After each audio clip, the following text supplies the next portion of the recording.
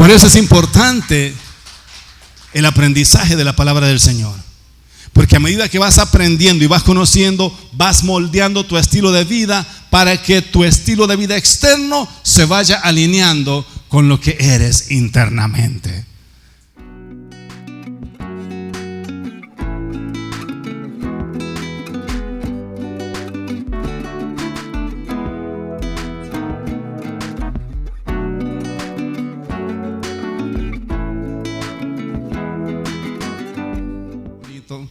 Estamos siempre en la serie Justos por Fe, pero ayer tuvimos un día muy especial en donde estuvimos bautizando a un grupo muy lindo de nuevos miembros de nuestra congregación. Fueron casi 20, 18 creo que son los que bautizamos, y hoy los vamos a estar presentando ante la congregación, pero quiero hablar un poco de lo que es el bautismo, porque a veces hay diferentes creencias, diferentes conceptos, y cuando tú te vas a bautizar siempre hay personas que te dan consejos en relación en maybe you shouldn't do it, a lo mejor no deberías hacerlo, y te dan tantas definiciones de acuerdo a sus creencias con relación al bautismo que a veces las personas se asustan y dicen: no, esto es un paso demasiado serio,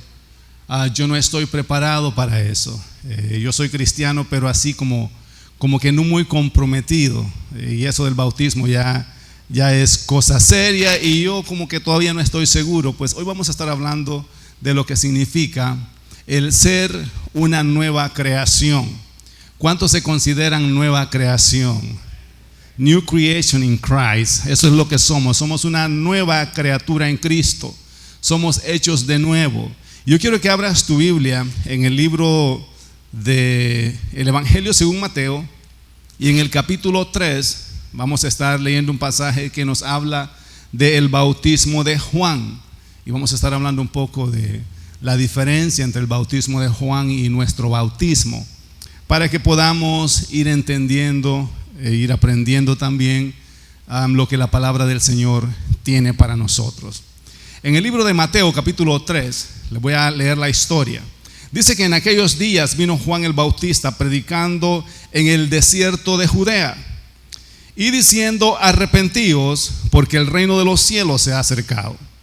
Pues este es aquel de quien habló el profeta Isaías cuando dijo: voz del que clama en el desierto, preparad el camino del Señor, enderezad sus sendas. Y Juan estaba vestido de pelo de camello y tenía un cinto de cuero alrededor de sus lomos, y su comida era langosta y miel silvestre. No eran mariscos, eran grasshoppers, eran saltamontes, de esos grillos monteses. A eso se refiere la palabra cuando dice que comía langostas, para aclarar un poco, porque aquellos que van a Red Lobsters pueden imaginarse que Juan el Bautista pasaba en Red Lobster todos los fines de semana. No era eso, no pasaba allí gastándose los diezmos ni las ofrendas, él comía otra cosa. Amén. Entonces, y dice que así estaba vestido y eso era lo que comía. Y salía venía a él a Jerusalén y toda Judea y toda la provincia de alrededor del Jordán, y eran bautizados por él en el Jordán, confesando sus pecados. Al ver que muchos de los fariseos y de los saduceos venían a su bautismo, les decía: generación de víboras, ¿quién os enseñó a huir de la ira venidera? Haced pues frutos dignos de arrepentimiento, y no penséis decir dentro de vosotros mismos: a Abraham tenemos como padre o por padre, porque yo os digo que Dios puede levantar hijos a Abraham aún de estas piedras. Y ya también el hacha está puesta a la raíz de los árboles. Por tanto, todo árbol que no da buen fruto es cortado y echado en el fuego. Yo a la verdad os bautizo en agua para arrepentimiento, pero el que viene tras mí, cuyo calzado yo no soy digno de llevar, es más poderoso que yo. Él os bautizará en Espíritu Santo y fuego. ¿Cuántos dicen amén? Está diciendo el bautismo de Jesucristo o a través de Jesucristo va a ser diferente al bautismo que yo practico.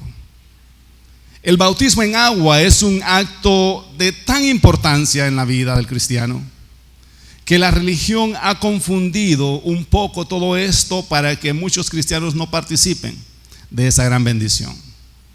El bautismo en agua es tan importante para la vida de todo cristiano que los conceptos religiosos o los principios religiosos han confundido un poco todo esto para que los cristianos no participen y no disfruten de la bendición de ser bautizados. Hay una gran diferencia entre el bautismo de Juan y el bautismo que nosotros predicamos. Y aquí es donde quiero comenzar a marcar la línea, porque creciendo en la iglesia y escuchando todo lo que tiene que ver con el bautismo, siempre me dijeron que antes de yo ser bautizado tenía que dar frutos de arrepentimiento. Tenía que pasar un tiempo y el pastor tenía que monitorearme para ver si yo estaba dando frutos o no. Pero el fruto del cristiano no tiene que ser expuesto o no se tiene que dar simplemente porque te vas a bautizar. El fruto del cristiano es el resultado de un cambio de vida desde el momento que conoces a Cristo. Desde el momento que recibes a Jesucristo como tu Salvador y vas entendiendo la palabra del Señor, la misma palabra va produciendo frutos en tu vida que testifican de que eres una nueva persona. ¿Alguien dice amén? Entonces no tengo que dar frutos para bautizarme, como lo dice Juan, porque en el bautismo de Juan el principio era diferente. Juan el Bautista estaba bajo la ley de Moisés. Todavía Jesucristo no había derramado su sangre por nosotros y todo lo que Juan el Bautista practicaba estaba basado en la ley. Y la ley tiene como principios que tú tienes que físicamente caminar y obedecer los estatutos que están escritos en la ley. Entonces el bautismo de Juan era para arrepentimiento. O sea, la gente comenzaba a practicar la ley o tratar de cumplir la ley lo más que podían. Y cuando ya estaban alineados con lo que la ley de Moisés decía, entonces venían y se bautizaban como símbolo de que el bautismo estaba perdonando sus pecados. A veces confundimos esto y creemos que nosotros somos iguales. Que tú llegas lleno de pecado a las aguas del bautismo o a las aguas bautismales y que una vez que te sumergen eres limpio y cuando te sacamos ya resucitaste sin pecado. ¿Cuántos creen eso? Entonces tenemos problema cuando lo miramos de esa forma, porque la piscina ayer quedó inundada de pecados. Y yo me zambullí, me sumergí ahí, nadé un rato. Y yo creo que el hermano Leo tuvo que aplicar muchos químicos para que los pecados de todos los 18 que bautizamos ayer puedan ser purificados en esa agua.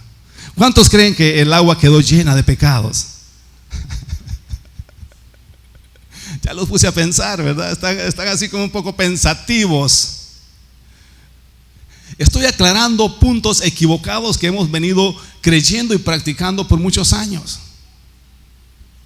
El bautismo de Juan, de acuerdo a este versículo, era para arrepentimiento. O sea que cuando se arrepentían y él los bautizaba, ahí se activaba el perdón de los pecados de ellos. El bautismo de nosotros es diferente. Desde el momento que Jesucristo murió en la cruz del Calvario, todos tus pecados fueron perdonados y fueron limpios. Amén. La gente que vive en pecado es porque no se ha dado cuenta que ya todos sus pecados fueron perdonados. El perdón de tus pecados no surge en el momento en que tú le pides perdón a Dios O hay personas que piensan que se tienen que autocastigar. Tengo que darme con un látigo, irme de rodillas por 2 millas. Y ese sacrificio provoca lástima a Dios. Y cuando Dios mira lo que estoy sufriendo, entonces Dios dice: pobrecito Naamán Juárez, le voy a perdonar sus pecados porque se está sacrificando bastante.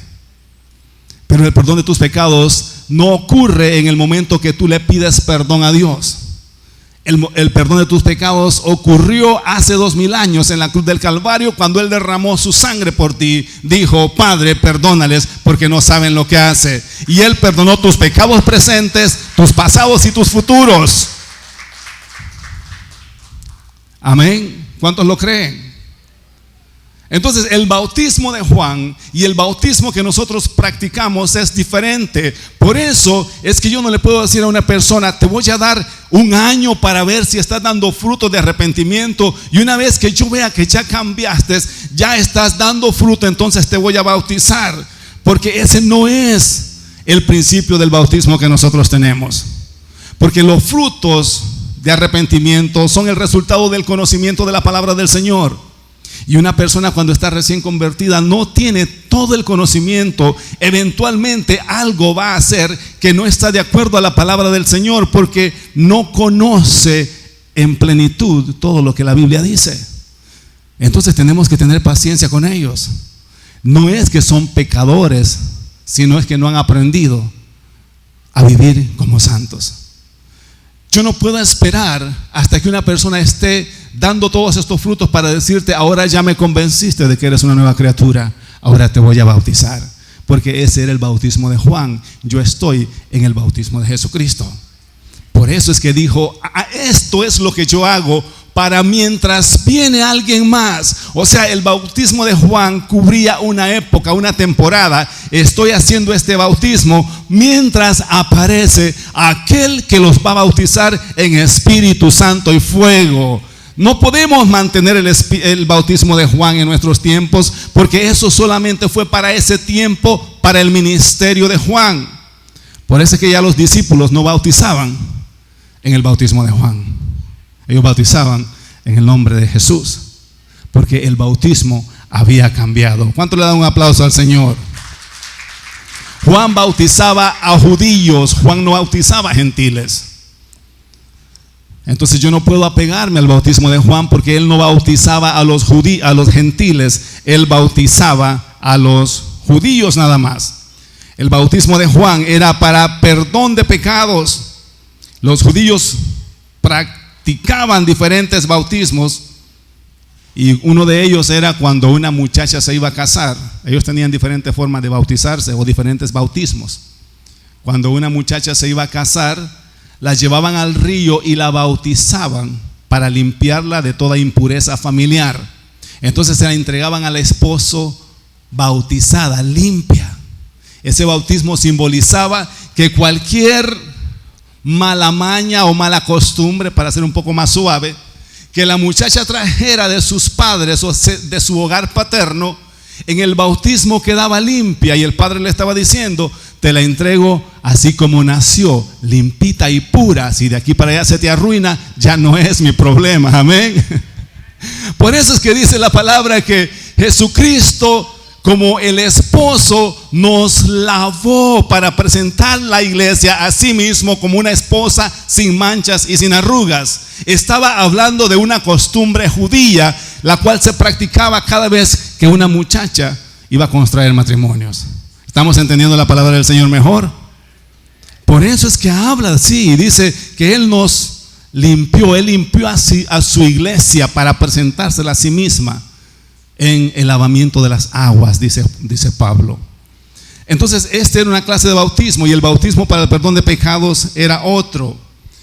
El bautismo para nosotros es una demostración en fe de que ya fuimos perdonados y limpios de todo pecado. O sea que ayer, cuando yo saqué a todos estos muchachos de ahí, en esa piscina no había ni siquiera rasgos de pecado, porque a todos los que yo bauticé fueron santos. Yo no bauticé a ningún pecador. yo bauticé a gente santa. Así es que esas aguas estaban totalmente limpias, porque todos los que llegaron ahí era gente santa. ¿Cuánto le dan un aplauso al Señor? Por eso es que me metí, nadé. Si yo supiera que hubiera pecado ahí, me hubiese salido así, no, me voy. No me quiero contaminar.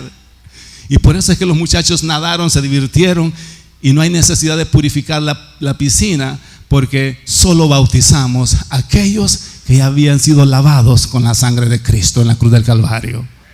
Amén. 2 Corintios capítulo 5 versículo 17 dice de esta manera: de modo que si alguno está en Cristo, nueva criatura es. Las cosas viejas pasaron, he aquí todas son hechas nuevas. Y todo esto proviene de Dios, o sea, todo esto refiriéndose al hecho de que somos nuevas criaturas. Esto es interesante porque Pablo dice que todo esto no es el resultado de tu buen comportamiento, sino que todo esto proviene de Dios, quien nos reconcilió consigo mismo por Cristo y nos dio el ministerio de la reconciliación. Y esto es lo que sucedió cuando Cristo murió, que Cristo, o que Dios estaba en Cristo reconciliando consigo mismo al mundo, no tomándoles en cuenta a los hombres sus pecados. ¿Alguien dice amén? Y nos encargó a nosotros la palabra de la reconciliación. O sea que antes de que tú le pidieras perdón al Señor, Él ya te había reconciliado. ¿Cuántos se alegran por eso? Cuando tú le pides perdón, es que tú estás reconociendo que Él te perdonó.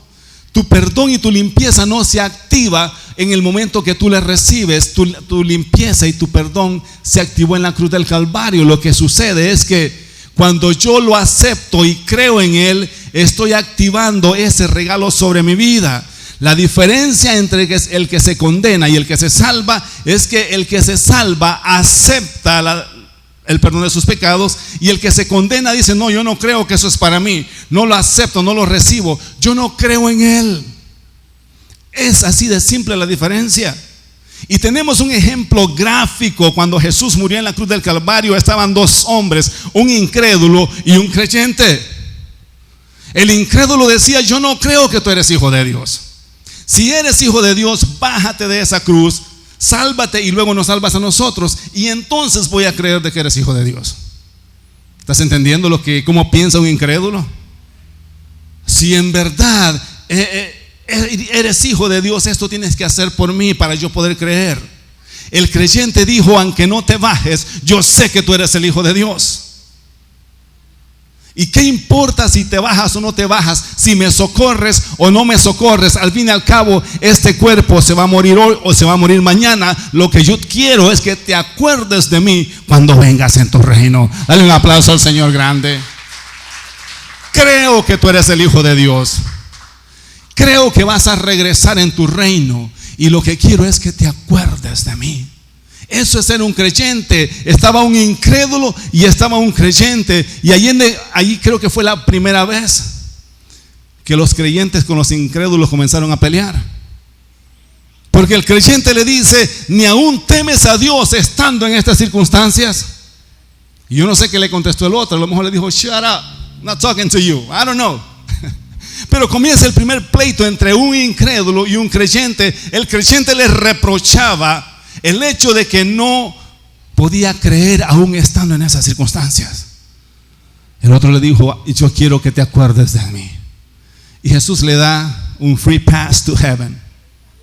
Y esto es lo que a veces confunde a aquellos religiosos que no aceptan la gracia, que no aceptan que la salvación es un regalo, que siempre están queriendo hacer algo para ganar puntos con Dios. Jesucristo le dijo: hoy mismo estarás conmigo en el paraíso. Amén. Ah, no, pastor, pero para salvarse uno tiene que pasar al frente, confesar todos sus pecados, a pasar un tiempo, después bautizarse, porque la Biblia dice que el que creyere y fuere bautizado, ese será salvo. Y entonces, ¿para dónde salió el ladrón? El ladrón no andaba con puntos teológicos. Él dijo: yo quiero estar contigo, I'm going to be with you regardless. Y no me importa cómo les va a los teólogos de ahora en adelante, yo voy a estar contigo en el paraíso hoy mismo. Eso es la gracia, mis hermanos. Tú no tienes que hacer nada, simplemente creer en Jesucristo y eso activa su amor y su misericordia para ti. Es recibir algo sin merecértelo. Hace un par de años atrás volé de Boston para Maryland y había comprado el ticket más barato siempre pensando en el ahorro. ¿Cuántos hacen eso? Aunque sea en donde van las maletas, dije yo, siempre y cuando me ahorre algo. Pero mi sorpresa fue que cuando entré al avión me dice la aeromoza, Sir, tenemos un ticket de primera clase para usted. O sea, sure, yeah. Venga, pase por acá. Y me llevaron y me sentaron en un sofá reclinable, con una mesita ahí para poner mi bebida y una televisión y una aeromoza directamente para atenderme a mí y a otro que venía nervioso a la par mía. O sea, ¿qué hice para merecerme un ticket en primera clase? Nada, simplemente a ellos les dio la gana dármelos, la gracia y el favor de Dios, porque iban un montón conmigo y solo a mí me dijeron que me fuera en primera clase. O sea, vale la pena servir al Señor, ¿verdad? Los pecadores y los hijos del diablo se fueron atrás y el Hijo de Dios venía en primera clase. No, a lo mejor venía otro cristiano ahí. Pero esa es la gracia, que alguien te dé algo que no te mereces. Esa es la salvación, que Jesucristo perdonó todos tus pecados aún sin tú haber pedido perdón. La salvación se activa cuando tú reconoces que Él ya perdonó tus pecados. Entonces vienes y te reconcilias con Dios. Amén. Cuando miramos este pasaje, el que acabamos de leer con óptica del Antiguo Testamento, siempre nos vamos a enfocar en el comportamiento de las personas y no en la nueva naturaleza de justicia que recibimos a través de Jesucristo. Cuando la Biblia dice que el que está en Cristo es nueva criatura, siempre te lo van a predicar con una óptica de ley. Hermano, usted ya no puede fumar porque ahora usted es una nueva criatura. Usted ya no puede tomar porque usted es una nueva criatura. Ya no puede fornicar porque aquí dice que las cosas viejas pasaron.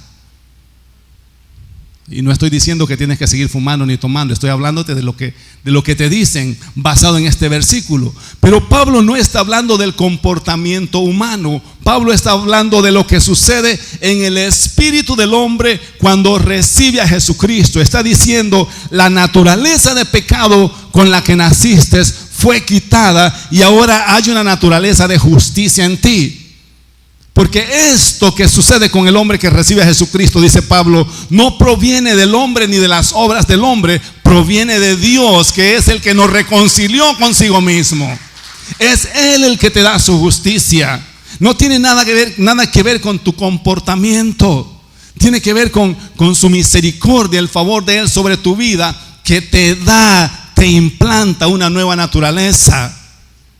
Eso es lo que dice Juan, que a los que le recibieron, a los que creen en su nombre, les dio potestad o derecho legal de ser hechos hijos de Dios. Y estos hijos no son engendrados ni por carne ni por voluntad de varón, son engendrados por Dios.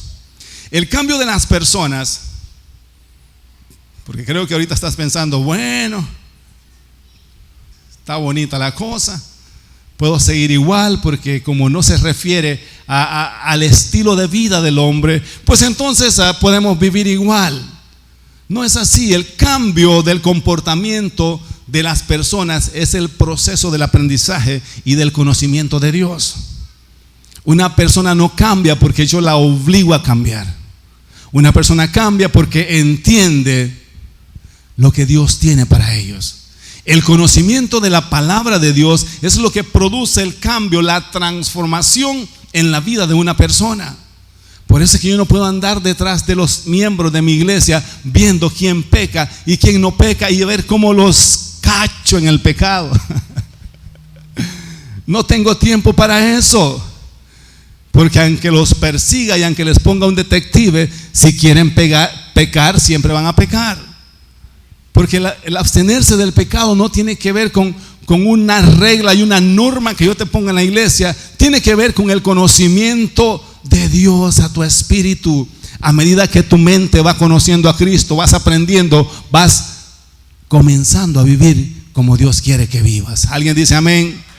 Amén. Dale un aplauso al Señor. Mira lo que dice Efesios capítulo 4 con relación a cómo tiene que ser mi comportamiento físico, porque te he hablado de una naturaleza de justicia, pero Pablo habla de lo que es el comportamiento de las personas también. Dice, y él mismo constituyó, o sea, Jesucristo mismo constituyó a unos apóstoles, a otros profetas, a otros evangelistas y a otros pastores y maestros, a fin de perfeccionar a los santos para el ministerio. O sea que los santos son imperfectos. Eso es lo que Pablo está diciendo.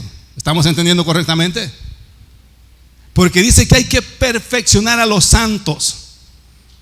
Un santo puede ser imperfecto, sí, refiriéndose a su comportamiento, no refiriéndose a su vida espiritual. Porque dice Hebreos que con una sola ofrenda y un solo sacrificio, Él hizo perfecto a todos aquellos que a Él se allegan. Entonces la imperfección que está hablando Pablo no está hablando de su naturaleza de justicia, está hablando, refiriéndose precisamente al comportamiento de aquellos que han recibido a Jesucristo. Entonces dice que los apóstoles, los maestros, los pastores, los evangelistas son puestos por Dios para que ayudemos a los recién convertidos a perfeccionarse ¿en qué? En el conocimiento de Cristo, para la edificación del cuerpo de Cristo, hasta que todos aquellos que hemos recibido a Jesucristo lleguemos a la unidad de la fe, del conocimiento del Hijo de Dios. Alguien diga, el que no está bien es porque le falta conocimiento. Amén. Eso es lo que Pablo está diciendo, que es el conocimiento de Dios en ti el que te ayuda a vivir y a perfeccionar tu vida externa. Y dice que el conocimiento de Dios o el conocimiento del Hijo de Dios te lleva a llegar a ser un varón perfecto, a la medida de la estatura de la plenitud de Cristo. ¿Cuántos se alegran por eso? Dale un aplauso al Señor. Por eso es importante el aprendizaje de la palabra del Señor, porque a medida que vas aprendiendo y vas conociendo, vas moldeando tu estilo de vida para que tu estilo de vida externo se vaya alineando con lo que eres internamente, hasta que todos lleguemos a la estatura de Cristo. En cierta ocasión Pablo dijo, yo mismo no lo he logrado ya todo, pero prosigo el blanco a Jesucristo. O sea que todos estamos en diferentes niveles en este contexto. Unos estamos más perfectos, otros menos perfectos, pero todos somos santos, porque dice que el conocimiento de la palabra es para que los santos alcancen la perfección. Amén. Qué bueno es el Señor. Estamos entendiendo la palabra del Señor en esta mañana. Antes que tú y yo le recibiéramos, ya Él nos había perdonado y limpiado con su sangre. Antes que tú y yo le recibiéramos, Él ya nos había perdonado y nos había limpiado con su sangre. Esto choca con las creencias de algunos religiosos o de algunas personas que no aceptan esto. ¿Cómo va a ser, pastor? Entonces, no, ¿para qué me voy a arrepentir si ya me perdonó? No estoy diciendo eso. El arrepentimiento de tus pecados tiene que ver con aceptar y creer que Él ya lo hizo por ti. Amén. Por eso te dije la diferencia entre los dos ladrones. Antes que tú le recibieses, Él ya te había limpiado con su sangre. El libro de Hechos, capítulo 10, versículo 11 al 16, la Biblia te muestra un panorama que confirma lo que te estoy diciendo. Dice que Pedro estaba esperando que le hicieran un guiso, estaba con hambre en la casa de otro que se llamaba Pedro, llamado el curtidor, y Cornelio envía a unos siervos de él para que vayan y lo inviten a su casa. Y mientras él estaba esperando el desayuno o el almuerzo que le iban a hacer, dice que tuvo una visión Y esa visión era de esta forma. Dice que Pedro vio el cielo abierto y que descendía algo semejante a un gran lienzo que atado de las cuatro puntas era bajado a la tierra, y en ese lienzo o en ese manto había de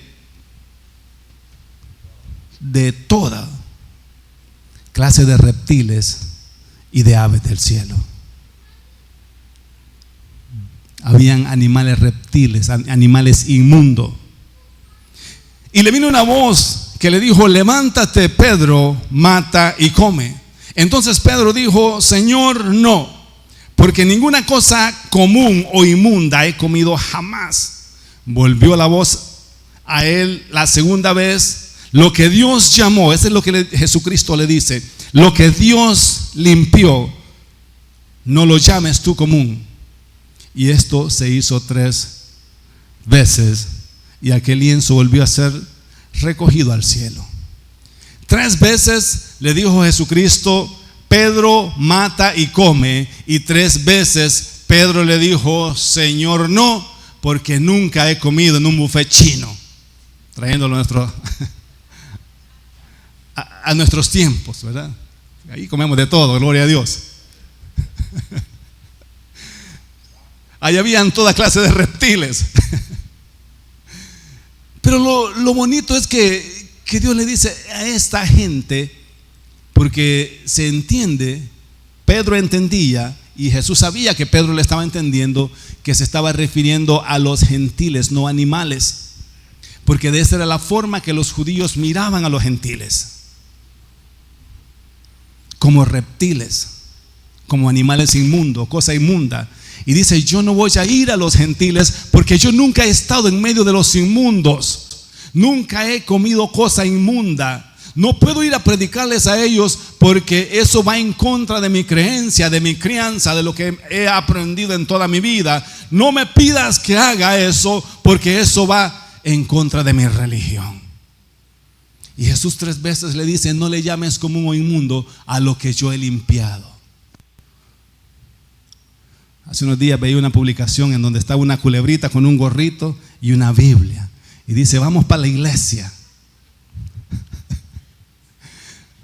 Eso es lo que Pedro vio. Pedro fue el primero que la publicó. Reptiles para la iglesia con un sombrerito. Y Jesús le dijo: no le llames como un inmundo a esos que tú miras como reptiles. Mira lo que dice el versículo 27, que la historia se pone interesante. Lo convence de que vaya donde Cornelio. Llegan los muchachos, tocan la puerta y lo ruegan, y termina yendo a la casa de Cornelio. Cornelio era un centurión, era un pretor del imperio romano o del ejército romano. No era cualquier persona, era un hombre de respeto, un hombre que tenía por lo menos 100 soldados bajo su mando. Llega a la casa de Cornelio y, hablando con él, entró y halló a muchos que se habían reunido. Todos estos muchos eran familiares de Cornelio y quizás soldados a los cuales él mandaba. Y les dijo, este fue el saludo de Pedro: vosotros sabéis cuán abominable es para un varón judío juntarse o acercarse a un extranjero. Yo no sé, pero yo creo que uno de ustedes lo hubiera sacado a patadas ahí. Ustedes no son tan pacientes como los soldados de Cornelio. Pero ¿qué tal si yo me paro ante una casa que me invitan por primera vez y les digo: ustedes saben que la chusma a mí como que me da picazón? Cosa, como dijo el profesor Chapatín. Esa fue la actitud de Pedro. Ustedes saben, mira, mejor no digo, lo atrevido que era este hombre para pararse en medio de estos militares y decirles semejante barbaridad. Vosotros sabéis cuán abominable es para un varón judío juntarse o acercarse a un extranjero. Pero a mí me ha mostrado Dios que a ningún hombre llame común o inmundo. O sea que estaban hablando de personas, no de reptiles. ¿Alguien le da un aplauso al Señor? Sabía que era de personas que estaban hablando. Y me ha dicho que ustedes no son comunes ni son inmundos, por eso he venido. O sea, Dios me tuvo que convencer. Y da su discurso y comienza a hablarles de Jesucristo. Y Dios es tan misericordioso, tan amoroso, que dice el versículo 44 al 48, que mientras aún hablaba Pedro estas palabras, el Espíritu Santo cayó sobre todos los que oían el discurso, y los fieles de la circuncisión que habían venido con Pedro se quedaron atónitos de que también sobre los gentiles se derramase el don del Espíritu Santo, porque los oían que hablaban en otras lenguas y que magnificaban a Dios. Entonces respondió Pedro: ¿puede acaso alguno impedir el agua para que no sean bautizados estos que han recibido al Espíritu Santo también como nosotros? Y mandó a bautizarles en el nombre del Señor Jesús. Entonces les rogaron que se quedase por algún tiempo. Lo que me gusta de la iglesia primitiva es que no andaban con tantos ritos, ni con tantos dogmas de hombres, ni con tantos reglamentos. Dice que había llegado un grupo de los de la circuncisión, o sea, de los religiosos puros que andaban con Pedro, que llegaron, bueno, Pedro, y me imagino que por eso es que Pedro estaba hablando así, porque tenía un grupo que lo respaldaba. Y dice que Pedro estaba predicando. Esta gente no había recibido a Jesucristo como su Salvador personal. No eran cristianos. Era la primera vez que estaban en un grupo familiar. Y el Espíritu Santo comenzó a compungir sus corazones. Y dice que mientras él hablaba, la unción cayó y ellos comenzaron a hablar en otras lenguas. Y los religiosos dijeron: I cannot believe that. ¿Cómo es posible que estos lagartijas, culebras con Biblia, estén hablando en lenguas, estén siendo bautizados por el Espíritu Santo? ¿Sabe por qué Jesucristo hizo eso? Porque yo ya le había dicho a Pedro: no llames inmundo o común aquello que yo he limpiado. A esos que tú les vas a predicar, aunque no me han recibido todavía, yo ya los perdoné y ya los limpié, y están aptos para que el Espíritu Santo venga y more en ellos. Amén. Yo no sé cómo los religiosos interpretan este versículo, pero aquí es una cachetada para aquellos que piensan que hay que hacer una serie de rituales para que el Espíritu Santo venga sobre ti. Tienes que ayunar 3 semanas, vivir de rodillas, y tienes que buscar a un ungido, y tiene un montón de situaciones. Jesucristo te mira limpio. Aunque no le hayas recibido todavía, Él te mira limpio y Él ya perdonó tus pecados. Amén. Dale un aplauso a Él. No solamente fueron bautizados en el Espíritu Santo, sino que Pedro dijo: bueno, si ya el Espíritu Santo los bautizó, ¿qué impide que yo los pueda bautizar en agua? ¿Estás entendiendo cómo el proceso funciona? ¿Por qué los voy a tener 6, 8 meses para ver si dan frutos? ¿Qué más fruto que la presencia del Espíritu Santo en sus vidas? Si ya Dios los limpió, los bautizó, ¿para qué vamos a esperar? Amén. ¿Estás entendiendo lo fácil que es entender la palabra del Señor? Y cómo los conceptos religiosos te ponen un montón de circunstancias para hacer algo tan simple, que lo único que necesitas es recibir al Espíritu Santo. El bautismo es la expresión pública de que su Espíritu Santo vive dentro de nosotros. Cuando te bautizas, estás dando una expresión pública de que el Espíritu Santo vive dentro de ti. No me estoy bautizando para que el Señor limpie mis pecados. Me estoy bautizando porque el Señor ya limpió mis pecados y estoy testificando que he sido lavado con su sangre. Amén. Eso es el bautismo en agua. El bautismo en el Espíritu Santo fue lo que el apóstol o Juan el Bautista profetizó. Eres una nueva creación cuando le recibes. Eres una nueva criatura. You are a new creation in Christ. How many of you believe that? Eres una nueva creación. Por eso es que el Espíritu Santo viene a vivir en ti. Porque ahora el Espíritu Santo sabe que tú fuiste limpiado y purificado con la sangre de Cristo. Y ahora eres templo y morada del Espíritu Santo. Ahora te puedes bautizar con confianza. Porque no es asunto de que el Señor me va a perdonar cuando llegue a las aguas bautismales. Ya el Señor te perdonó y ya el Señor te limpió. Y hay un versículo que yo quiero dejarte para terminar esta enseñanza de este día. Efesios capítulo 2, versículo 10. Dice, porque somos hechura suya. Eso es lo que dice Efesios, la versión en español. Porque somos hechura suya, creados en Cristo Jesús para buenas obras. Eso es lo que tú eres. Eso es lo que yo soy. Alguien diga amén. Somos hechura suya, creados en Cristo Jesús para buenas obras, las cuales Dios preparó de antemano para que anduviésemos en ella. That's who we are. ¿Alguien se alegra por lo que tú eres? Somos hechura de Dios. Somos una nueva creación.